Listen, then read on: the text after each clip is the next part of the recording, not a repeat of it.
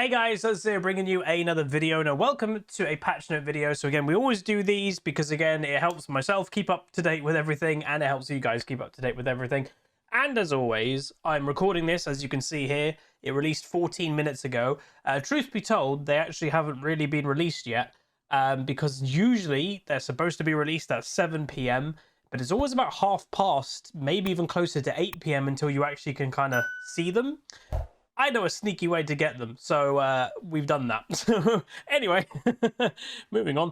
Patch 12.15. So I don't know what's being buffed or nerfed. Again, I know occasionally I keep up with, like, I see tweets in between patches of what people are talking about the next patch is going to be.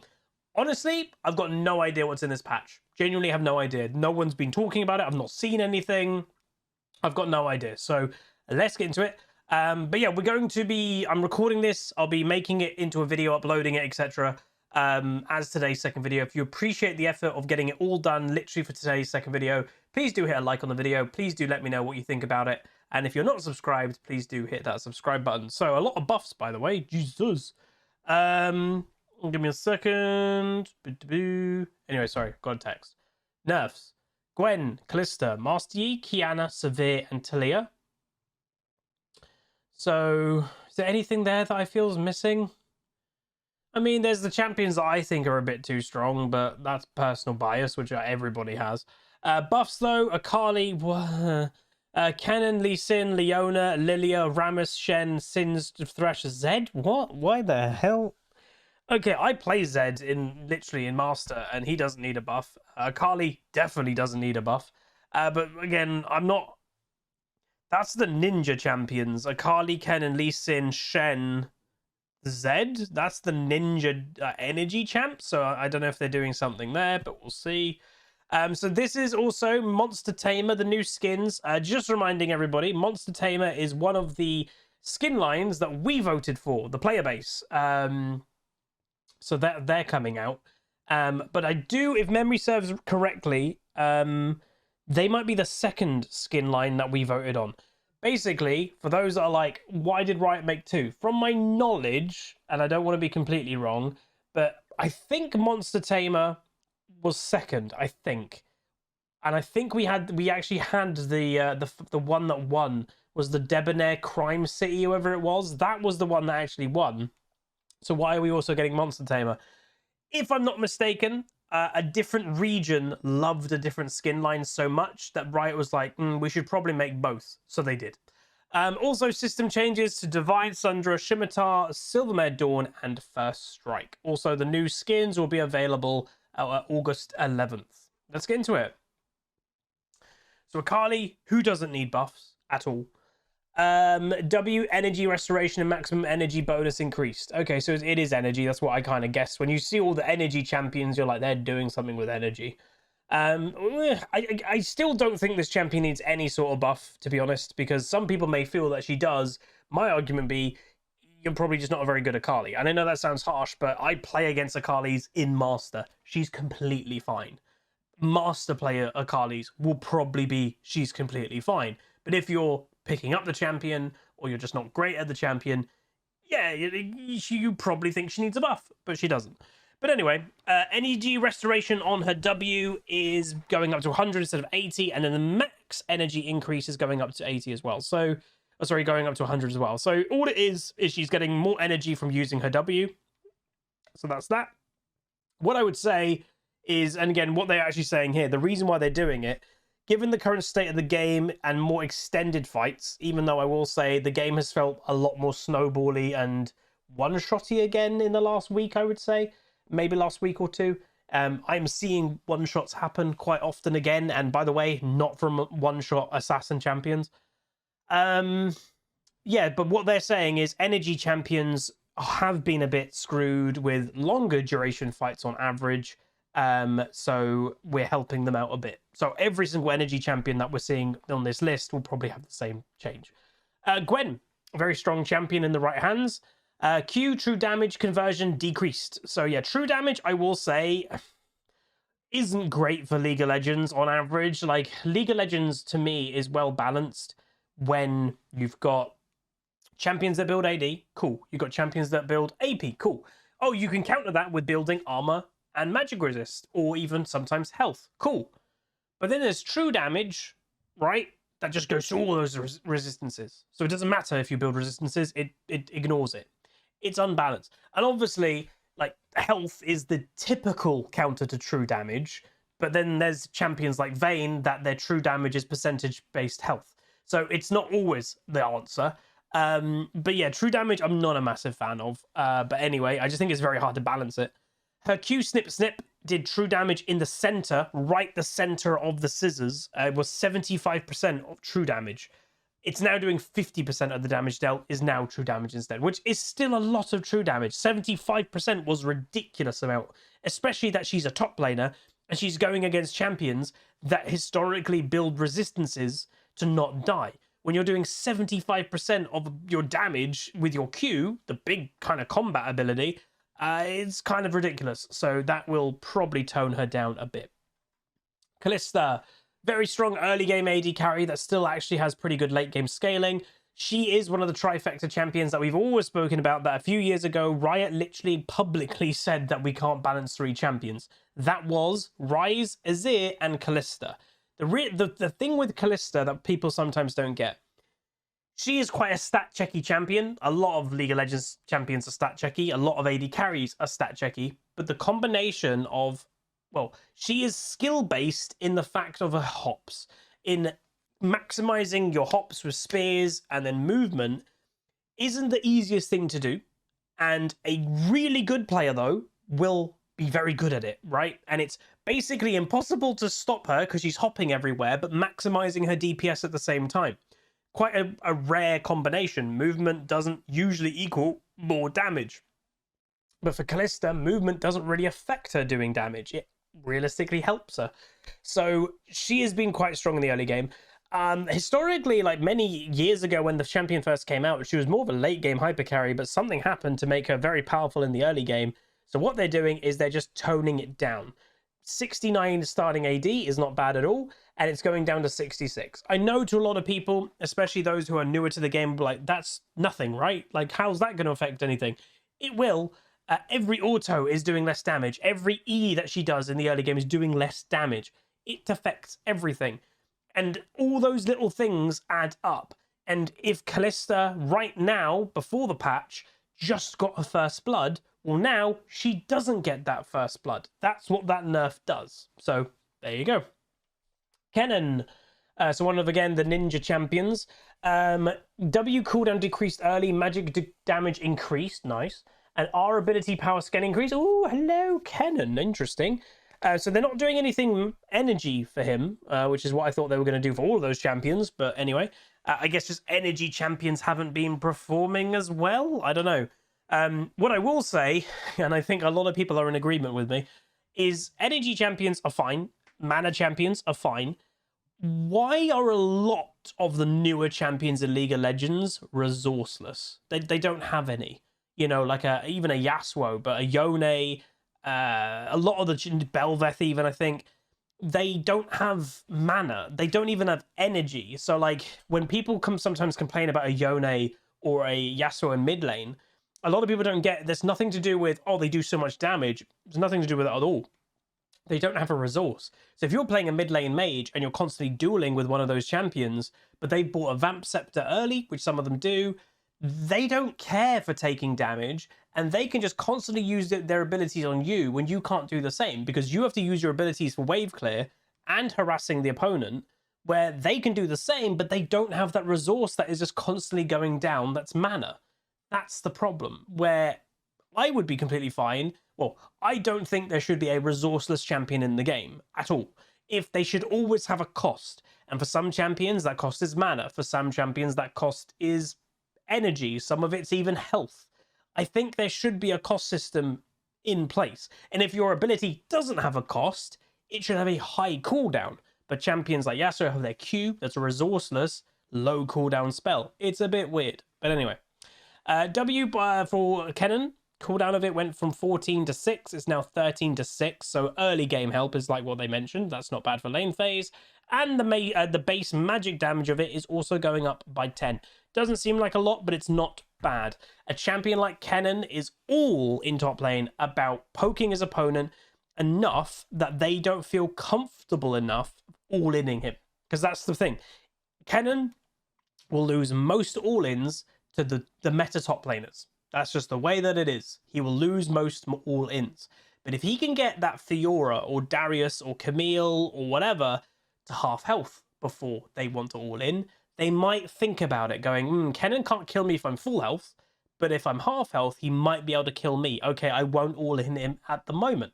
So a little bit more damage and less cooldown in the early game is a big deal for something like Kennen. Also, having more ability power ratio isn't bad either. It's just not a massive buff. So it's 22.5% now. So it's a 2.5% buff. Again, it's not bad. Any buff is a nice thing. But again, how many Kennens do you see wrecking the game? It's not a common pick. If they gave that a 5% AP ratio increase, I think I'd be kind of okay with it. I understand why they're being a bit hesitant about it, because he is the type of champion that then suddenly with these little changes could just suddenly become a pro pick. That's the thing that they're probably worried about. He's a really good pick for coordinated play. His big ultimate is amazing for flanks. It's strong. He can AoE stun. You can combo things with it quite well. So that's probably why they're a bit hesitant and they don't want to make it like too strong. But anyway. Lee Sin, QWE reactivation energy costs decreased. As people may not know, or you may know, I used to be a Lee Sin main many years ago, one of my favorite champions. But unfortunately for me, the way of League of Legends, I really don't think, and people know this, I really don't think you can get away with playing early game champions anymore. The player base has simply got smarter. And, you know, there's some champions that kind of bend that rule a little bit. Like Draven is very popular. Why? He's really hard to stop in the early game. Like, even if you know it's a Draven, I'll play passive. Unless you're going to do, like, you literally get 0 farm, it's really hard to not let a Draven get ahead. It's like, that's what he can do. But at least Sin, he's just not that good anymore. Like, he is an early game jungler. His scaling is early game. His base damage is high. His scaling isn't very good. And I've seen Lee Sins lose to late game scaling things. I've seen Lee Sins lose a 1v1 early to a Kha'Zix, who scales a lot better. I've seen him lose to a Graves, who scales a lot better. That's the problem with Lee Sin. He's kind of lost that edge of being the early game, basically free jungler, because it's not free anymore, and his scaling is still bad. So for me, for him to kind of come back, I kind of wish they either gave him late game scaling, or even buffed up his damage in the early game. And I know Huzzy's saying buff a damage thing when I do actually think the damage is still too high. But yeah, like for Lee Sin, his early game isn't that impressive.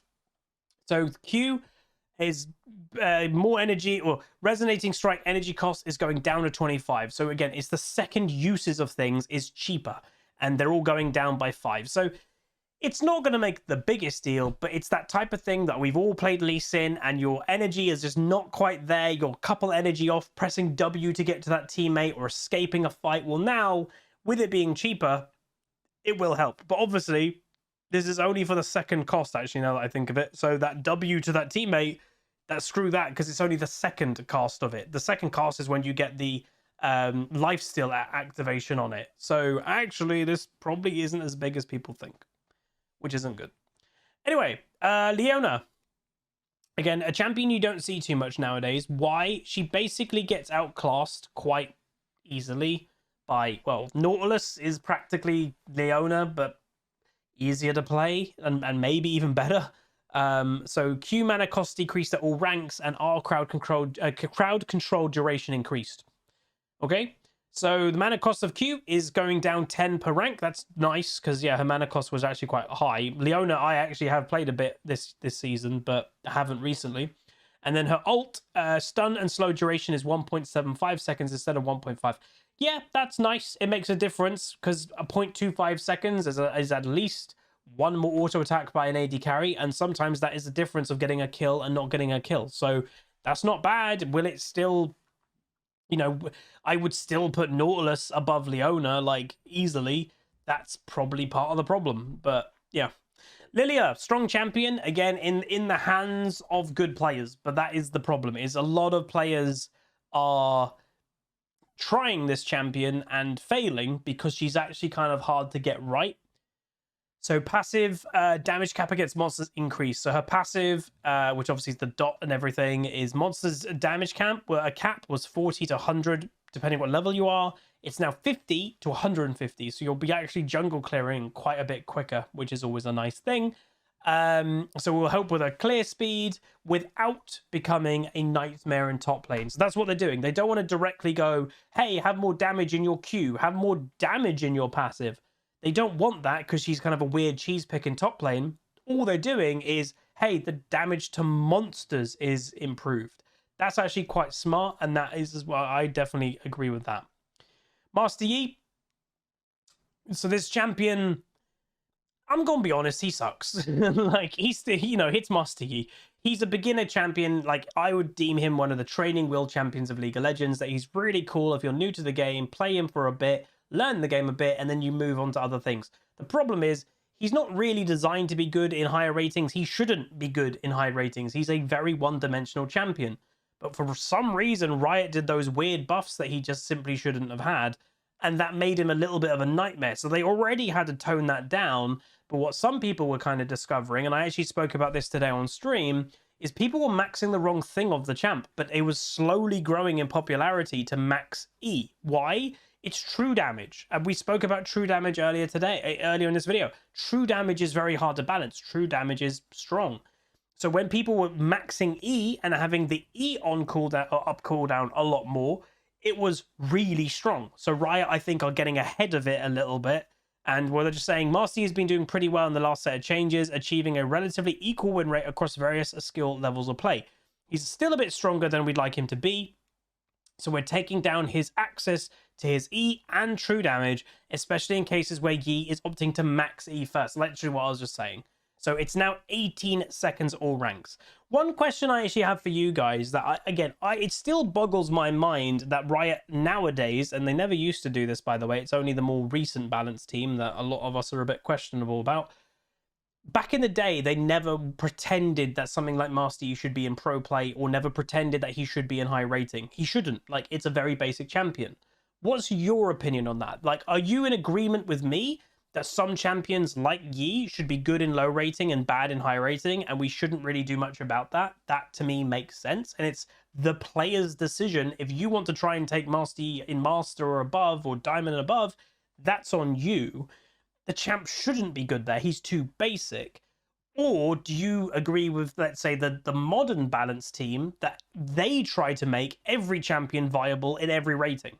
Because to me, it goes both ways, by the way, because to me, it makes for a healthier game that something like Master Yi is incredibly good in low rating, or should be, and very bad at high rating. And it goes the other way. Something like a Zir should be bad in low rating and good in high rating. I don't know. That just in my head makes sense, but I don't know. The modern balance team, they don't seem to go with that ethos at all, where they used to. But I basically think none of the modern balance team are, well, none of the balance team now was probably in the team a few years ago. That's what it feels like, at least. It's definitely changed leadership and stuff quite often. Anyway, Kiana, very strong champion, quite easy to play in a lot of avenues. Again, Kiana's one of those staple champions that the only people that think she's hard to play are the people that play her, and they're a very outspoken community. It's the same with Katarina players. I don't know what it is, but there are some champions, Riven is partially the same, that they are very defensive over their champion being hard. But honestly, Kiana's been stupidly easy in recent times because they were trying to keep it very quiet, the Kiana player base. You could double proc first strike.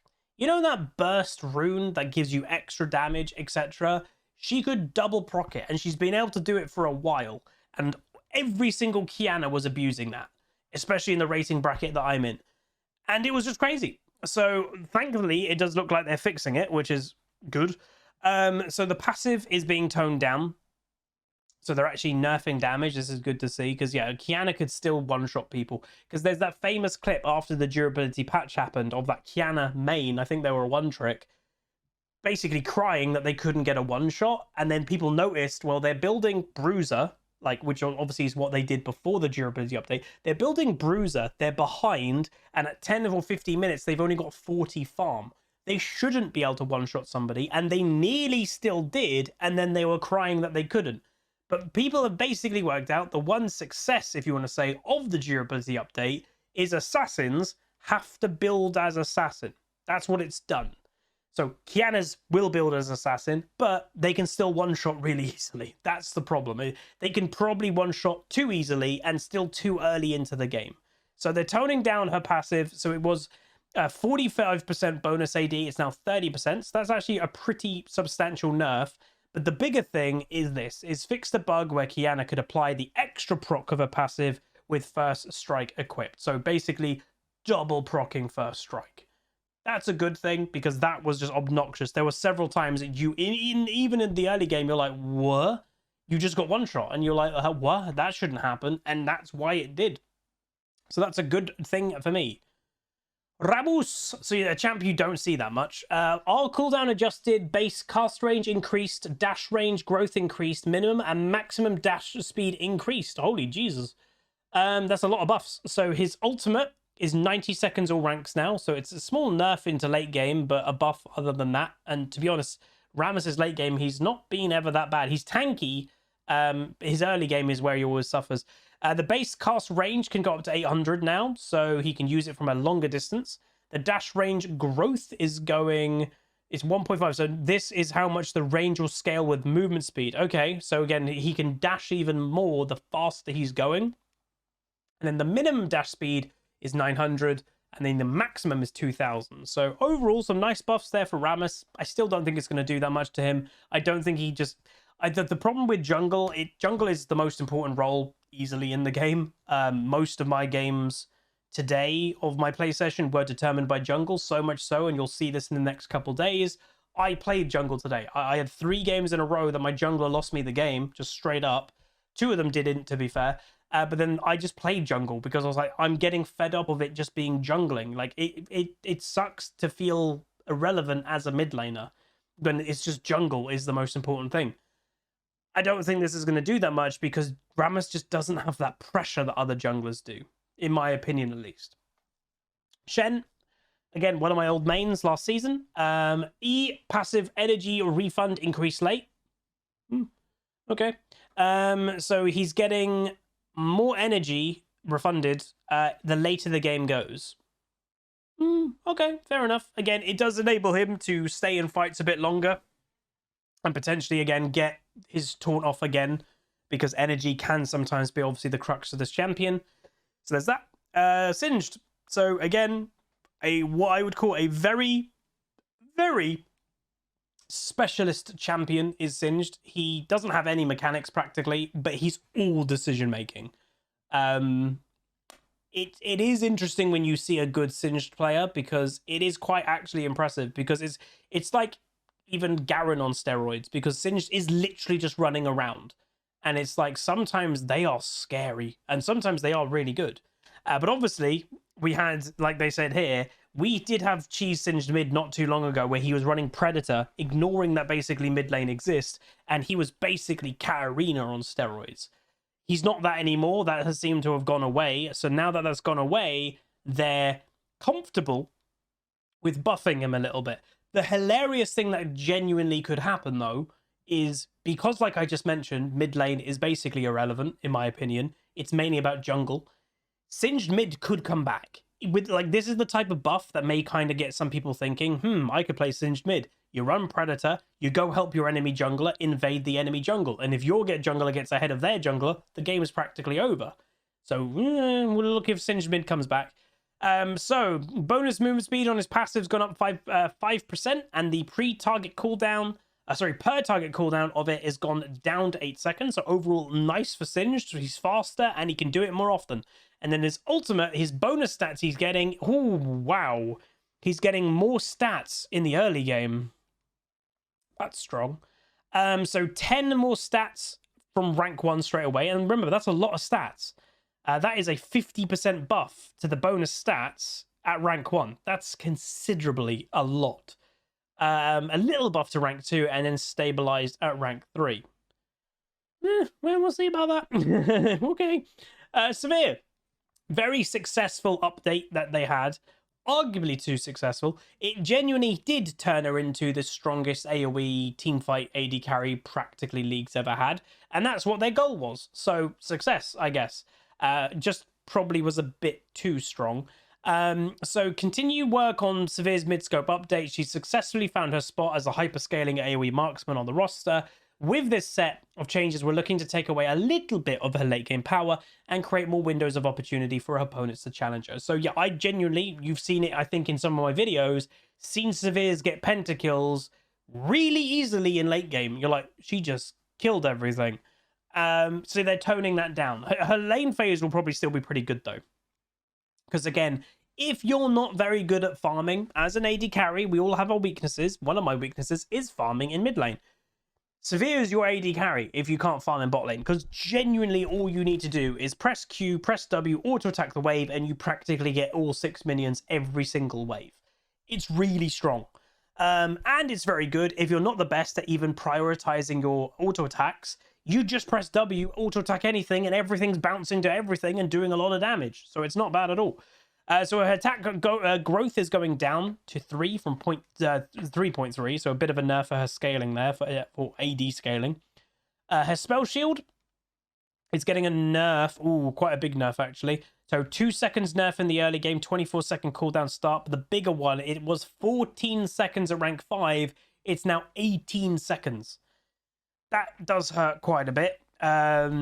And then her ultimate, Thrill of the Hunt, 100-second cooldown it was, a rank 1 to 70. It's now 120 to 80. So they are toning down her early game as well. So they're hitting her late game here, and they're toning down, well, both early game and late game. And that is also more early game, a little bit of late game. So they are nerfing this champion across the board. She will still be good, though. That's the thing to say. She will still be good. She's that good that these nerfs aren't enough to make her bad. She's still going to be really good. Taliyah, a champ that, again, I would define Taliyah kind of like Lilia, that majority of the people that play her don't get it right very often, but the players that do, she's really strong. So her E, Unraveled Earth, cooldown was 16 to 12, it's now 18 to 14, so a 2-second nerf across the board. And then ulti, wall duration is going down to 4 seconds from 5. So it was just a bit too much time that she gave, hey, my wall's up, you can't get over that. So both little nerfs there. She's still going to be okay, but once again, she's pretty much okay only for players that know what they're doing. I don't think you could just casually play Taliyah and do fine. She's a bit more tricky than that on most things. Thresh, Toaster Trolley, one of my Clash members, is going to be very happy with buffs because he smurfs on that champion, even in I think he's like 300 LP master at the moment, and it is getting a buff. And the funny thing is, Thresh does need a buff. He's not competitive with other supports. He's not as good. The player makes the difference with Thresh completely. You can get a Thresh that's useless, and you can get a Thresh like Toaster that is like, Jesus Christ, this is insane. But it's the player that makes the difference. The actual champion isn't that good at the moment. So the Q cooldown decreased at all ranks. That's huge. And the magic damage of it is also going up. So it was a 20 to 12 second cooldown. It's now a 19 to 11. 1 second cooldown across the board. It's not terrible. More hooks means more opportunities. So not bad. And then the magic damage is also going up by 20 base damage across the board. Again, doesn't sound like a lot, but a champion that's not really designed to do damage, any damage buff is going to feel nice on them. In a game, League of Legends is very damage orientated nowadays. So, again, pretty good. I don't think it'll bring Thresh to meta, but people that already play Thresh, I think they'll welcome this quite a lot. So, there's that. Zed, energy cost decreased. Oh, really, dude? Oh, whoa. W living shadow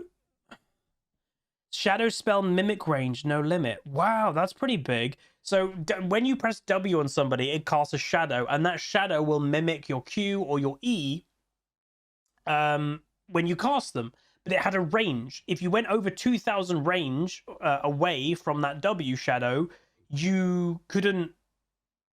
It wouldn't copy you anymore. But now it will. It will not have any limit. What does this mean? again, it's very, 2000 range is quite a lot, but in some very specific use cases, this will help Zed. For example, the one that I can think of the top of my head, you're playing Zed, you're going to try and kill somebody, you nearly kill them, they're very close to death, you get poppy ulted away, and now you're out of range for your shadow to mimic your damage. Now, that doesn't matter. You get poppy ulted away still, but your shadow will still copy you. You press that Q, you kill the AD carry with your shadow, even though you've been poppy ulted away. That's an interesting use case, but now that will happen. And secondly, the energy cost has gone down to 40. Again, that's a pretty big buff for Zed. And I speak for somebody that plays Zed in Master. I've played it several times in Master. I personally don't think he needed buffs, but yeah. I'm still in the category that I think most assassins are still very strong. So, I don't know. Weird. All right, items. Divine. So, one thing I'll say item-wise, I spoke about this again on stream today. A lot of people are very frustrated in the fact that there are a certain group of champions. A lot of them are top lane champs, but they have access to very powerful items. And these items just are not being nerfed. One of them is Divine, and that might be getting nerfed now, which is nice. But it's basically Divine, Gore Drinker, and obviously those are two mythics. But then Blade of the Ruined King is obnoxiously strong right now. Mortimer Mortius is strong right now, and Death's Dance is strong right now. And the problem that you've got, if you name a couple champions, Wukong, well, Yasuo, Yone, like, there are some Fiora, there are some champions that can buy 4 of the really strong items. You could genuinely have like a Fiora buying Divine or Gore Drinker, either or. She can buy both of those items, obviously only one at a time. She can buy Blade if she needs it, but she generally doesn't, but she can. She can buy Death Dance, obviously. She can buy more and more Mortis. They're very strong items on a strong champion, and it's like, Jesus Christ, you can't kill this champion anymore. And I don't think we're seeing a Blade of the Ruined King nerf, and I'd say that's the one, in my opinion, needs to get nerfed the most. Blade of the Ruined King is obnoxiously strong right now, and it's not just top laners that are using it. Everybody's using the item. Katarinas are back playing AD, even though Riot butchered her scaling as AD, because of Blade of the Ruined King. Like, they need to tone that item down. But anyway, Spell Blade heal was 65%. It's going down to 55% of pre-mitigation damage. 4.2% melee, 2.4% range of target's maximum health. So they are nerfing it. So now that the dust has settled from the Divine Cylinder changes of patch 12.13, it's still performing a bit stronger than we'd like it to. We're opting to decrease the amount of healing that this item provides to bring it more in line with the other mythic options. Okay. Scimitar. So an item that doesn't really get bought that much, it has to be said. So 40 magic resistance instead of 30, and a bigger duration of the Quicksilver active. Interesting, but okay. And then the kind of the same thing also for the Silvermare Dawn. More magic resist, not by much, 5. And then the active bonus stats, you get 40% tenacity and 40% slow resist. You're now getting 50% of tenacity and 50% slow resist. Not bad at all. First strike. Bonus true damage is going down, so hilariously, I bet there's Kiana players going mad that the bug has been fixed that they can't abuse anymore. Her passive damage is going down, and now the rune that they use is going down too. But yeah, it's just too much damage. We tried, well, we had a durability update that we were hoping for 2 years to tone down the damage in the game. It didn't do a crazy amount. The damage is still very high. So it's refreshing to see actually like a couple damage nerfs, especially like I've said, true damage. True damage is obnoxiously strong. It's very hard to balance true damage, but yeah. So First Strike has risen to prominence as the go-to choice of burst champions in the current meta. We're reining in a bit with the burst potential, which should also decrease the amount of gold this rune can generate. Not just burst champions, remember, like Xerath, a poke champion, takes First Strike, which to me, that's what that rune should be, in my opinion, is you're the first to strike, you're poking, you're harassing, that's kind of part and parcel. Yes, assassins can have it as well, but it is really strong. So we got Zorn Cup, so we will try to play the Zorn Cup. So we did just play, obviously, Clash the last weekend. It was a rough session, and we all basically said, you know, we went 1 win, 2 losses.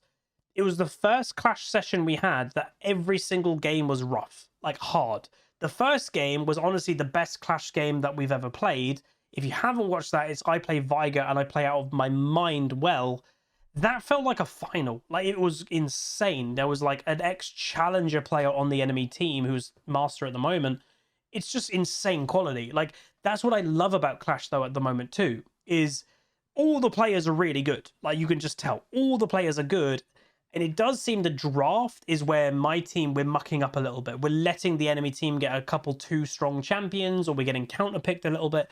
We need to work on our draft, and we need to make sure we're not picking weak champions compared to what the enemy team pick.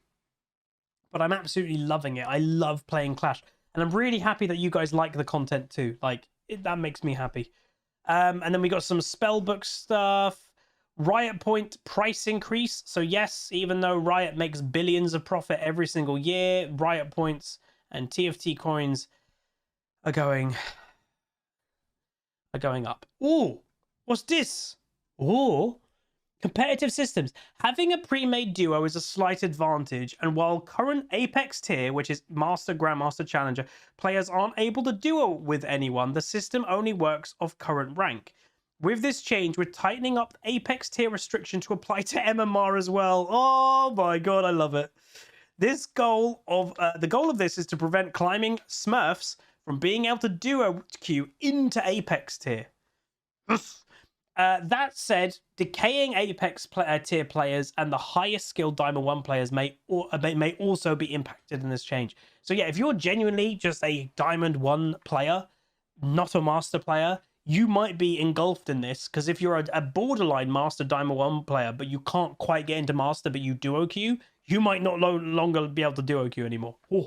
Up until now, these players could duo reliably get into Apex tier games, which isn't fair when the people they're playing against can't duo. Yeah. In this if this change works, we'll evaluate shipping it to the rest of the world with plans to reevaluate before the season start. Wait, what server is this going on? We rolled out this change back in patch 12.10 on NA and Korea servers as a trial, and the results have been positive. So we're rolling out to the rest of the world. From now, players with the MMR correlating to Master or above will no longer be able to duo. Oh my god, thank god. So this, by the way, this is the type of thing that, like, before I'm now a pretty solid in-Master player, I would have been happy about it, but I wouldn't be this happy. Why am I this happy? It is so common. And I'm not even kidding. It is so common to see people duo queue boosting. And I'm not even kidding. Like, you can tell that they basically, you've got one fresh account. Oh, that account's level 42. No ranked history last year. Dude, they're an insane smurf. But wait, that account they're playing with has got 1,000 games, was platinum last season, and they're only playing Lulu or Yumi. It is so common. This is stopping, because you can, just to remind everybody, you can duo in Master Promo. So you're in a Master tier game. If you're in Master Promotion Series, you're going to be in Master MMR. That's why you're being in Promotion Series, right? I've always been a bit like, you shouldn't be able to, if you can't duo in Master, you shouldn't be able to duo to get in Master. That's always been weird in my mind. And now I guarantee that if you're in Master Promo, your MMR is Master, you will not be able to duo queue your Master Promos. This, to me, is absolute bliss. Like, honestly, bliss. I personally, and I know people are very passionate about it, I love League of Legends, I love the ranked queue, etc. To me, it is the experience that is, like, the most competitive in League of Legends, obviously. I genuinely think League of Legends would improve if duo queue goes away in solo queue. And I know if you're a duo queue player, you don't want to hear that, but that is where go to flex queue, that is the queue for duo players, because solo queue should be about your solo experience and working with random people that you're not completely coordinated with. Duo queuing is a huge advantage. Again, right here it's saying slight advantage. It's a huge advantage. Again, everybody knows that. Having it's a couple things. It's having always a coordinated player on your team. Having, again, if you're not duoing with comms, then you should, but having someone on comms. It's also, and it's not always the case because you do get very toxic duo queues quite often, but a lot of a reason that people duo queue is, oh, I've got one extra teammate. I know I'm not going to troll or whatever. When my duo queue's not going to do it. that's a pretty big advantage too. Like, you'll know every single game one less player is less likely to do that. That's an advantage. Like, solo players don't get that. So it's a big, big advantage. And as someone now that is firmly a master player, I'm very happy to see this, because you just saw it all the time. And it is frustrating when, you know, again, you have to give the hat off. The person that's boosting must be an insanely good player, like a challenger level player. Has to be boosting somebody into master. They have to be good. It just feels bad when you see that happening, of that player is getting boosted and you're like, you don't deserve to be here. It's frustrating, but this is going to fix that. So they can still get boosted probably like to Diamond 1, but then after that, they're like, well, we can't actually duo anymore. Good luck. You know, try to get master yourself, I guess. Let's be honest, they won't be able to do that. So this is a nice change. I very much welcome it. As we've always said, bug fixes, if ever you see your champion in this, so like example, fix the bug where Swain's second E Nevermore could pull targets that were in stasis. I've never experienced that bug, but there we go. So always make sure you read especially the bug fixes of champions you play. Like there's another one, fix a bug where Liandry's Lament's burn effect was not working correctly. Liandry's Lament, I think, is the Ornn upgrade to Liandry's, I think. So it probably wasn't doing as much damage as it should. But there we go. That is the patch. Overall, kind of an interesting one. Nothing, I disagree partially with like Akali and Zed getting buffed. I don't think they need to be. I still think where's nerfs to Blade of the Ruined King, but overall, it's not too bad. The DUOQ change is also very good. That's made me in a really good mood. If you guys did enjoy, though, please do throw a like on it, as always. I'll get this edited up right now and get it thrown up on the YouTube channel. So again, if you appreciate the effort of getting all done on the day that it comes out, please do throw a like on it, throw a comment, throw a subscribe, and I'll see you guys next time. Goodbye. Call down!